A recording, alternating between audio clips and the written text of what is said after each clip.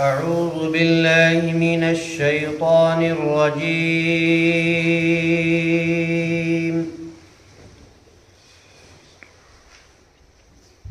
پناہ مانگتا ہوں اللہ سے شیطان رجیم کی۔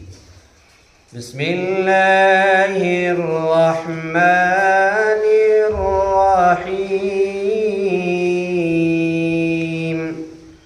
شروع اللہ کے نام سے جو بڑا مہربان نہایت رحم والا ہے۔ ان الذين آمنوا والذين هاجروا وجاهدوا في سبيل الله، بلا شبہ وہ لوگ جن لوگوں نے ایمان قبول کیا اور وہ لوگ جنہوں نے ہجرت کی اور وہ لوگ جو اللہ کے راستے میں جہاد کیا، اولئک یرجون رحمت اللہ، وہی لوگ اللہ تبارک و تعالیٰ کی رحمت کے امیدوار ہیں۔ واللہ غفور رحیم، اور اللہ تبارک و تعالیٰ بخشنے والے نہایت رحم کرنے والے ہیں۔ یسألونک عن الخمر والمیسر، وہ لوگ آپ سے جوئے اور شراب کے بارے میں سوال کرتے ہیں۔ قل فیہما اثم کبیر ومنافع للناس، آپ کہہ دیجئے کہ ان دونوں کے اندر بڑا گناہ ہے اور لوگوں کے لیے کچھ فائدے بھی اور کچھ منافع بھی ہیں۔ وَإِثْمُهُمَا أَكْبَرُ مِن نَّفْعِهِمَا، اور ان دونوں کا گناہ ان کے نفع سے بہت زیادہ ہے۔ وَيَسْأَلُونَكَ مَاذَا يُنْفِقُونَ، اور وہ لوگ آپ سے سوال کرتے ہیں کہ ہم کیا خرچ کریں۔ قُلِ الْعَفْوُ، تو آپ کہہ دیجئے کہ جو کچھ بچ جائے۔ كَذَلِكَ يُبَيِّنُ اللَّهُ لَكُمُ الْآيَاتِ لَعَلَّكُمْ تَتَفَكَّرُونَ، اور ایسے ہی اللہ تبارک و تعالیٰ بیان کرتے ہیں تمہارے لیے نشانیوں کو، کھول کھول کر بیان کرتے ہیں تمہارے لیے نشانیوں کو، تاکہ تم لوگ غور و فکر کرو۔ دو آیت کریمہ کی تلاوت کی گئی۔ سورۃ البقرہ کی دو آیت کریمہ ہیں۔ پہلی آیت کریمہ 218 نمبر کی ہے اور دوسری آیت کریمہ 219 نمبر کی ہے۔ پہلی آیت کریمہ کا تعلق پچھلی آیت سے ہے۔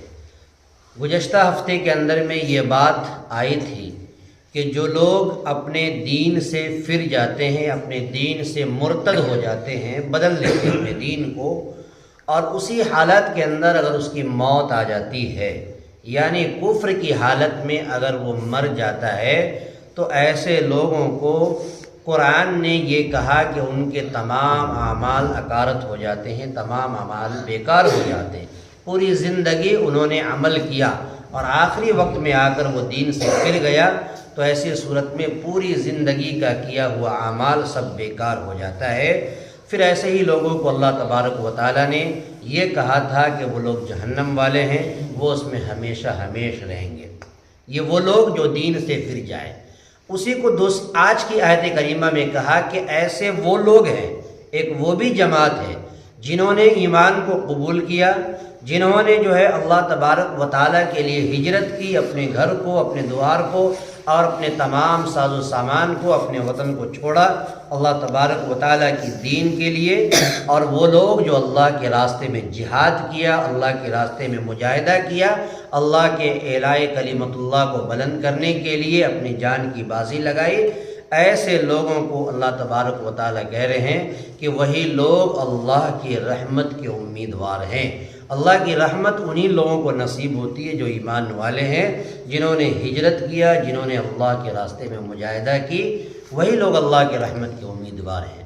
اور اللہ تبارک و تعالیٰ بہت زیادہ بخشنے والے، نہایت رحم کرنے والے ہیں۔ اسی کو پہلی آیت میں کہا ان الذین آمنوا والذین ہاجروا، بلا شبہ وہ لوگ جن لوگوں نے ایمان قبول کیا، والذین ہاجروا، اور وہ لوگ جنہوں نے ہجرت کی، وجاہدوا فی سبیل اللہ، اور جن لوگوں نے اللہ کے راستے میں جہاد کیا، اولئک یرجون رحمت اللہ، کہ وہی لوگ اللہ کی رحمت کے امیدوار ہیں، یعنی ان کو یہ دل کے اندر قلق ہے، دل کے اندر امید ہے کہ اللہ تبارک و تعالی ہماری دنیا کو بھی درست کرے گا اور اللہ تبارک و تعالی کل قیامت کے دن اپنی رحمت کے لپیٹ میں ہمیں لے گا۔ اللہ تبارک و تعالی کی رحمت سے یہ لوگ ایک امید رکھتے ہیں۔ اور اللہ تبارک و تعالی واللہ غفور الرحیم، اللہ بخشنے والے اور رحم کرنے والے ہیں۔ دوسری آیت کریمہ جو آج کی نہایت اہم ہے، جو اس پر غور کرنے کی ضرورت ہے، اس آیت کریمہ کے اندر اللہ تبارک و تعالی یہ فرما رہے ہیں کہ وہ لوگ آپ سے جو ہے قمار یعنی جوئے، والمیسر یعنی جوئے، اور خمر یعنی شراب کے بارے میں پوچھتے ہیں کہ شراب کا کیا حکم ہے، جوئے کا کیا حکم ہے، قمار کا کیا حکم ہے۔ دراصل یہ آیت کریمہ ایک واقعے کے اندر، ایک واقعے کے پس منظر میں اتاری گئی ہے۔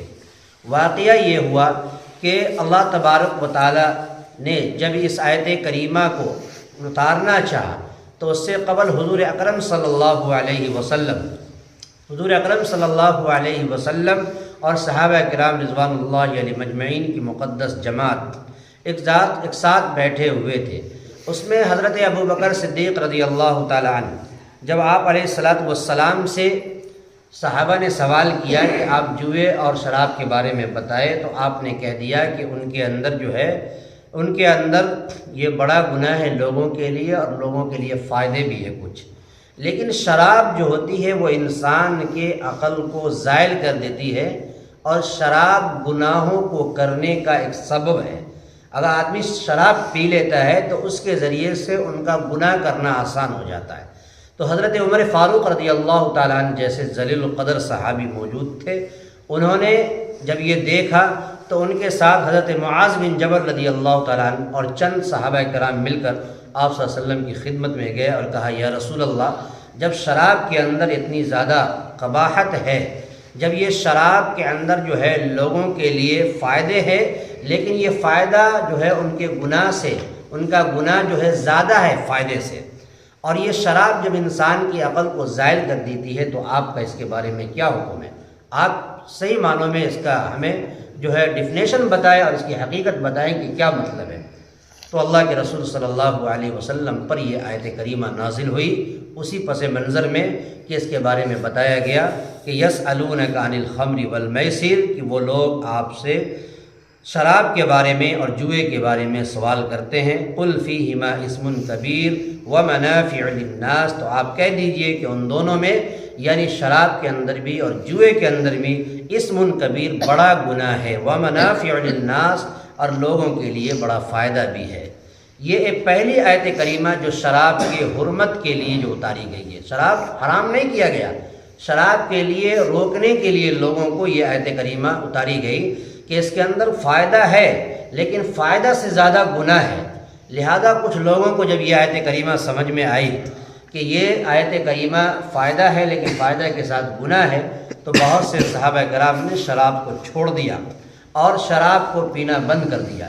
لیکن بعض صحابہ کرام رضوان اللہ علیہ مجمعین ایسے تھے جنہوں نے کہا کہ اس کے اندر تو فائدہ بھی بتایا گیا ہے شراب میں، اور اس کے اندر جو ہے نقصان یعنی گناہ بھی بتایا گیا ہے، لہذا قطعی طور پر حرام شراب کو حرام نہیں کہا گیا ہے۔ لہذا بعض صحابہ کرام اسے پیتے رہے اور پیتے رہے۔ وہ بھی ایک واقعہ ہے حضرت عبد الرحمن بن عوف رضی اللہ تعالیٰ عنہ، جو چند صحابی کی اپنے یہاں دعوت کی اور کھانے کی دعوت کی۔ جب کھانے کے بعد فارغ ہوئے تو وہاں دستور تھا اس زمانے کے اندر کہ شراب نوشی چلا کرتی تھی، شراب کا پینا ہوتا تھا۔ تو تمام صحابہ کرام رضوان اللہ علیہ مجمعین بیٹھ کر جو ہے کھانے کے بعد شراب پینا شروع کیا، اور شراب پینے کی وجہ سے بہت سے لوگوں کو نشہ آ گیا۔ نشہ آنے کی وجہ سے مغرب کی نماز کا وقت آ گیا، اور مغرب کی نماز کا جب وقت آیا تو اس وقت سب لوگوں نے نماز پڑھی اور سورہ قل یا ایھا الکافرون کی تلاوت فرمائی، جس کی بنیاد پر سب لوگوں نے نشے کی حالت میں قل یا ایھا الکافرون کو غلط طریقے سے پڑھ دیا۔ اس پر ایک آیت کریمہ اللہ تبارک و تعالیٰ کی طرف سے نازل ہوئی، یا ایھا الذین آمنوا لا تقربوا الصلاۃ وانتم سکارى، کہ ایمان والو تم نشے کی حالت میں نماز کے قریب مت جاؤ۔ یہ دوسری آیت جو شراب کی حرمت پر نازل ہوئی۔ تو وہ آیت کریمہ بھی بہت سارے صحابہ کرام کو سمجھ میں آ گیا کہ جب نشے کی حالت میں نماز کے قریب جانے سے ہمیں منع کیا گیا ہے، تو پھر شراب کو ہم کیوں نہیں قطعی طور پر چھوڑ دیں اور شراب کے قریب بھی ہم نہ جائیں۔ بہت سے صحابہ کو یہ آیت سمجھ میں آ گئی۔ پھر آگے ایک واقعہ اور پیش آیا کہ حضرت عتبان بن مالک رضی اللہ تعالیٰ عنہ، یہ بھی ایک صحابی ہے، انہوں نے بھی اپنے یہاں لوگوں صحابی کی کھانے کی دعوت کی، جس میں حضرت سعد بن ابی وقاص رضی اللہ تعالیٰ عنہ اور دیگر صحابہ کرام موجود تھے۔ جب سب لوگ کھانے سے فارغ ہو گئے تو اس زمانے کا یہ دستور تھا کہ سب لوگ کھانے کے بعد شراب پیتے اور شراب کے نشے میں مست ہو کر کے اپنے بارے میں اور لوگوں کے بارے میں کچھ اشعار پیش کرتے، یعنی اپنی بڑائی یا پھر دوسروں کی بڑائی، دوسروں کی حسن تصویر یا پھر تضحیق کرتے، مذاق اڑاتے۔ تو حضرت سعد بن ابی وقاص رضی اللہ تعالیٰ عنہ جب شراب پیا تو اس کے بعد اس کے عقل پر یا ان کے جو شراب غالب آ گئی، کچھ نشہ آ گیا، جس کی بنیاد پر چند انصار صحابی جو انصاری صحابی تھے ان کے بارے میں ہجو بیان کرنا شروع کر دیا، یعنی برا بھلا کہنا شروع کر دیا۔ تو حضرت ایک انصاری صحابی کو غصہ آیا، انہوں نے کچھ اٹھایا اور ان کے اس پہ مار دیا، جس کی بنیاد پر وہ آپ صلی اللہ علیہ وسلم کی خدمت میں آئے، کہا یا رسول اللہ میرے ساتھ اس طرح کا واقعہ پیش آیا۔ آپ علیہ السلام اللہ کے رسول تھے، پیغمبر تھے، اور ایک ایسے شخصیت تھے، ایک ایسے رسول تھے کہ جنہوں نے شراب کو جائز ہوتے ہوئے بھی کبھی بھی شراب کی طرف نظر اٹھا کر کے نہیں دیکھا، اور نہ کبھی حضور صلی اللہ علیہ وسلم نے شراب کو پیا ہے۔ تو آپ علیہ السلام شروع ہی سے اس بات کو لے کے فکر مند تھے۔ اللہ تبارک و تعالیٰ سے دعا کی یا رسول اللہ ہمیں شراب کے بارے میں قطعی طور پر کوئی حکم نازل فرما۔ تو 7ویں پارے میں سورۃ المائدہ کے اندر ایک آیت کریمہ ہے جو نازل ہوئی، یا ایھا الذین آمنوا انما الخمر والمیسر والانصاب رجس من عمل الشیطان فاجتنبوه لعلکم تفلحون۔ اس میں قطعی طور پر جوئے کو، شراب کو، اس کو نشے کو مکمل طریقے سے حرام قرار دے دیا گیا۔ اس کے بعد شراب مکمل طریقے سے بند ہو گئی۔ تو اس آیت کریمہ جو شراب کے بارے میں ایک ابتدائی آیت ہے، جو پہلی آیت ہے جس کے بارے میں لوگوں کو متنبہ کیا گیا کہ اس کے اندر لوگوں کا کچھ فائدہ بھی ہے لیکن فائدہ سے زیادہ گناہ ہے، لہذا بہت سے لوگوں نے شروع ہی مرحلے سے شراب کو چھوڑنا شروع کر دیا۔ یسألونک عن الخمر والمیسر، وہ لوگ آپ سے سوال کرتے ہیں شراب کے بارے میں اور جوئے کے بارے میں۔ قل فیہما، آپ کہہ دیجئے اے حضور ان دونوں کے اندر اسم کبیر، بڑا گناہ ہے، ومنافع للناس، اور لوگوں کے لیے کچھ فائدے بھی ہے، واسمہما اکبر من نفعہما، اور ان کا گناہ ان کے نفع سے بہت بڑا ہے، یعنی گناہ زیادہ ہے فائدہ کم ہے۔ وَيَسْأَلُونَكَ مَاذَا يُنْفِقُونَ، اور وہ لوگ آپ سے سوال کرتے ہیں کہ ہم کیا خرچ کریں۔ اس سے پہلے بھی آیت کریمہ گزری تھی، يَسْأَلُونَكَ مَاذَا يُنْفِقُونَ، اور یہاں کہہ رہے ہیں وَيَسْأَلُونَكَ مَاذَا يُنْفِقُونَ کہ ہم اللہ کے لیے کیا خرچ کریں۔ تو پچھلی آیت کے اندر کہا گیا تھا قُلْ مَا أَنفَقْتُم مِّن خَيْرٍ فَلِلْوَالِدَيْنِ وَالْأَقْرَبِينَ وَالْيَتَامَى وَالْمَسَاكِينِ وَابْنِ السَّبِيلِ، یعنی تم جو کچھ تم خرچ کرو گے بھلائی کے کاموں کے لیے، تم اپنے والدین کے لیے، اقربا کے لیے، یتیموں کے لیے، مسکینوں کے لیے اور مسافروں کے لیے، جو کچھ بھی تم بھلا کام کرو گے یہ تمہارے لیے بہتر ہوگا۔